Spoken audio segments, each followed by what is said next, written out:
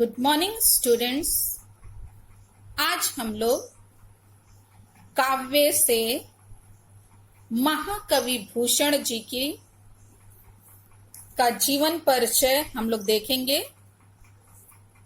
महाकवि भूषण जीवन काल सन 1613 से 1715 ईस्वी। जीवन परिचय। वीर रस के सर्वश्रेष्ठ कवि भूषण का जन्म संवत 1670 सन 1613 ईस्वी में कानपुर के तिकवापुर ग्राम में हुआ था। इनके पिता का नाम पंडित रत्नाकर त्रिपाठी था।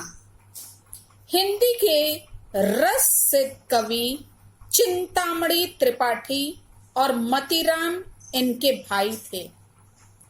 इनके वास्तविक नाम के विषय में अभी तक भी ठीक पता नहीं चल पाया है।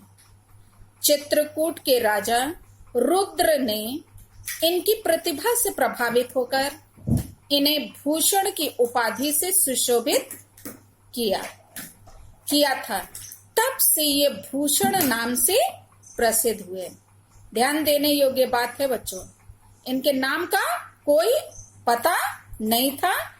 ये चित्रकूट के राजा रुद्र ने इन्हें भूषण की उपाधि से विभूषित किया। इसको जरूर आप लोग लिखिएगा जब इनका जीवन साहित्यिक परिचय आप लिखेंगे। शनै शनै लोगों ने इनके वास्तविक नाम को छोड़ दिया और इन्हें भूषण नाम से ही संबोधित किया जाने लगा। बाद में ये शिवाजी के दरबार में चले गए और जीवन के अंतिम दिनों तक वहीं रहे। इनके दूसरे आश्रयदाता महाराज छत्रसाल थे। इन्होंने अपने काव्य में इन्हीं दोनों की वीरता और पराक्रम का गुणगान किया है। कहते हैं कि भूषण से प्रभावित होकर ही महाराज छत्रसाल ने एक बार इनकी पालकी में कंधा लगाया था। शिवाजी ने इन्हें बहुत सा धन और मान देकर समय समय पर कृतार्थ किया था। छत्रसाल और शिवाजी के इन्हीं गुणों से प्रभावित होकर भूषण ने कहा था, शिवा को सराहो छत्रसाल को।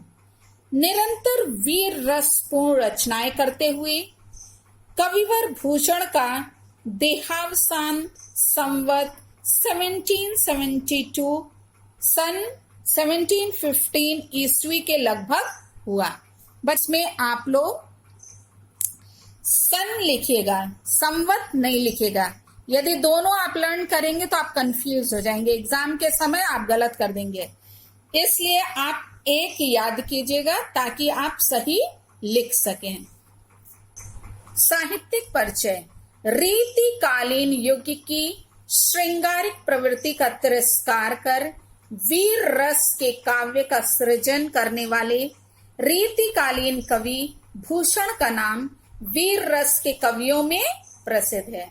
ध्यान देने योग्य बात है बच्चों, ये किस युग के हैं? रीतिकालीन युग के। तो ये इस बात को आप जरूर इसमें साहित्यिक परिचय में लिखिएगा। यद्यपि कविवर भूषण अपने युग की लक्षण ग्रंथ परंपरा एवं अन्य प्रवृत्तियों से सर्वथा मुक्त नहीं थे और इनके काव्य में भी रस, छंद, अलंकार आदि का प्रयोग शास्त्रीय रूप में हुआ है। तथापि इन्होंने तत्कालीन विलासितापूर्ण श्रृंगारिकता को त्याग कर स्वदेश, राष्ट्र प्रेम और वीरोचित भावों से युक्त काव्य की रचना की। जातीय एवं राष्ट्रीय भावनाओं की सशक्त अभिव्यक्ति एवं अन्याय और अत्याचार के विरुद्ध संघर्ष करने वाले लोक नायकों शिवाजी एवं छत्रसाल के वीरोचित गुणों का प्रकाशन इनके काव्य का प्रमुख विषय रहा है। अपने काव्यों में वीर रस एवं राष्ट्रीय भाव की विशिष्ट एवं सशक्त अभिव्यक्ति देने के कारण कविवर भूषण को हिंदी साहित्य का सर्वप्रथम राष्ट्र कवि माना जाता है। इस बात को भी बच्चों जरूर लिखेगा कि ये सर्वप्रथम राष्ट्र कवि इन्हें हिंदी साहित्य का माना जाता है। कृतियां भूषण द्वारा रचित 3 ग्रंथ हैं। शिवराज भूषण, शिवा बावनी, छत्रसाल दशक, ये तीनों वीर रस के ग्रंथ हैं। इनमें शिवाजी एवं छत्रसाल के शौर्य एवं पराक्रम का वर्णन है। अब है काव्यगत विशेषताएं। पहला है भाव पक्ष। वीर रस के कवियों में भूषण का नाम अग्रगण्य है। किसमें? वीर रस के कवियों में। इस बात को भी आप याद रखिएगा, ये वीर रस के कवि कहलाते हैं तो, और वो भी अग्रगण्य हैं, यानी कि ये सबसे आगे हैं इसमें वीर रस की कविताओं में। इन्होंने महाराज छत्रसाल और शिवाजी की वीरता का अनेक प्रकार से वर्णन किया है। शिवाजी की चतुरंगणी सेना पैदल, घुड़सवार, हाथी सवार तथा रथ सवार, यानी 1 2 3 4 ये चारों, इसीलिए इसको क्या बोला है? चतुरंगणी सेना के प्रस्थान और रण कौशल के वर्णन में भूषण को बहुत सफलता मिली है। साची चतुरंग सैन अंग में उमंग धारी, सरजा शिवाजी जंग जीतन चलत हैं, ये उन्होंने लिखा है। शत्रु पक्ष की व्याकुलता, दीनता और खींच का भी भूषण ने अत्यंत हृदय स्पर्शी चित्रण किया है। औरंगजेब के अत्याचार भी इनकी दृष्टि से छिपे नहीं रहे। शिवाजी के साथ साथ इन्होंने छत्रसाल की तलवार का भी सशक्त रूप से वर्णन किया है। भूषण का काव्य राष्ट्रीय भावना पर आधारित है। साथ ही भूषण ने अपने युग के संघर्ष का अपनी रचनाओं में प्रभावशाली वर्णन किया है। भूषण ने वीर रस के सहयोगी रसों के रूप में भयानक और रौद्र रस की सुंदर व्यंजना की है। इसके अतिरिक्त विभत्स, करुण एवं श्रृंगार रसों के वर्णन भी यत्र तत्र मिलते हैं, मतलब यहाँ वहां मिलते हैं इनकी रचनाओं में। शिवाजी के क्रोध का वर्णन करते हुए कवि ने रौद्र रस का सुंदर रूप प्रस्तुत किया है। सबन के ऊपर ही ठाड़ो रहिबो के जोग, ताही खरो कियो 6000 के नियरे, जानी गैर मिसल गुसीले गुस्सा धारी उर, किन्हो न सलाम न बचन बोले सियरे। इसमें क्या है? इन्होंने शिवाजी के क्रोध का वर्णन किया कि कितने गुस्से में वो थे कि सलाम तक और ना ही कोई वचन कहा। उसका यहाँ पे गुस्से के कारण इन्होंने उसका यहाँ पे वर्णन है। तो ये कौन सा रस हो गया? रौद्र रस। अब देखिए कला पक्ष। भाषा। भूषण की कविता मुख्यतः ब्रज भाषा में, ये लिखने योग्य बात है। क्या है?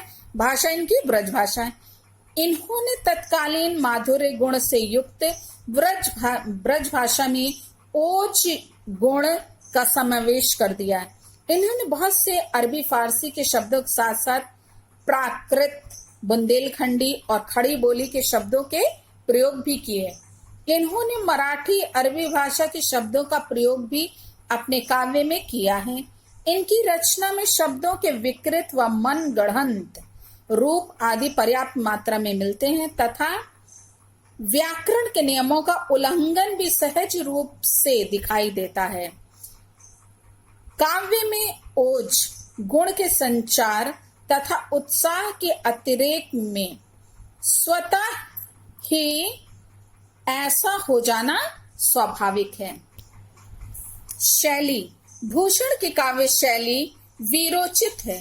इसमें ध्वन्यात्मकता एवं चित्रात्मकता के गुण विद्यमान है। इनकी मुक्तक शैली में लिखी गई अधिकांश रचनाएं दृश्य चित्रण से भी श्रेष्ठ हैं। अनेक दृश्यों के त्वरित गति से संघटित होने के कारण चित्रण की विशेष विधि ही काम आती है। अनेक दृश्यों का सुगुम्फित चित्रण मुक्तक में सामान्यता नहीं आ पाता, लेकिन भूषण ने ताव दे दे मूछन कंगूरन पे पांव दे दे, घाव दे दे अरिमुख कूदी पड़े कोट में जैसे चित्रण में भी सफलता प्राप्त की है। यानी कि इन्होंने दृश्यों का भी बहुत सुंदर वर्णन किया है। भूषण ने कवित्त, सवैया, छप्पे आदि छंदों को अपने काव्य का आधार बनाया है। इन्होंने अनुप्रास, रूपक, यमक, उपमा, उत्प्रेक्षा, अतिशयोक्ति आदि अलंकारों का मुख्यता, प्रमुखता एवं प्रचुरता से प्रयोग किया है। इसको भी बच्चों आप लोग जरूर लिखिएगा। हिंदी साहित्य के में स्थान, रीतिकालीन कवियों में भूषण विशिष्ट स्थान के अधिकारी हैं।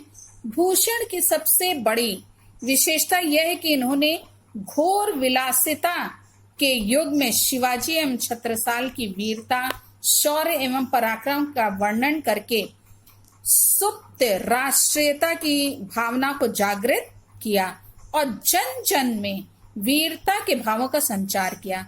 वस्तुतः भूषण का काव्य वह अमर काव्य है जो युग युग तक लोगों में बल, पौरुष एवं साहस भरता रहेगा। ये हिंदी साहित्य के प्रथम राष्ट्रीय कवि हैं और इनका काव्य हिंदी में रचित सर्वप्रथम राष्ट्रीय काव्य है। तो बच्चों ये रहा इनका जीवन परिचय तथा साहित्यिक परिचय। तो आप बच्चों इसमें से छांटकर मुख्य मुख्य बातें इनकी जो है साहित्यिक परिचय में लिखिएगा। शॉर्ट में आप जीवन परिचय दीजिएगा और जैसे और कवियों का आपने लिखा है वैसे ही इनका साहित्यिक परिचय, फिर उसके बाद लिखिएगा इनकी रचनाएं लिखिएगा और इन्होंने कला पक्ष में और भाव पक्ष में क्या क्या इनकी रचनाओं में विशेषताएं रही उनको आप लिखिएगा। तो इसको आप फेयर कॉपी में कम से कम 1.5 पेज जो है में लिखिएगा, तैयार कीजिएगा। एग्जाम में 80 शब्द में लिखने के लिए आता है बच्चों, तो पहले से ही आप इसको तैयार कर लीजिए।